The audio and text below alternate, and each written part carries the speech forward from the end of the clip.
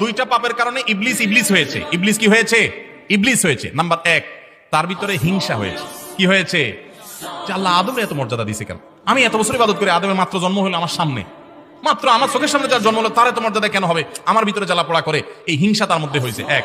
2 নম্বর হলো অহংকার, যে আমারে মা আগুন দিয়ে তৈরি করছে, আগুন তো উপর দিকে উঠে মাটি তো নিচে থাকে, তাহলে আমি বড়।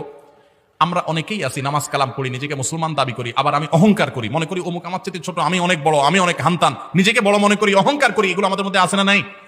সত্য কথা শুনছি তারপরও মানি না, কারণ আমার মুখ দিয়ে একটা বাইরে হয়ে গেছে, ওইটাই টিকায় রাখতে হবে।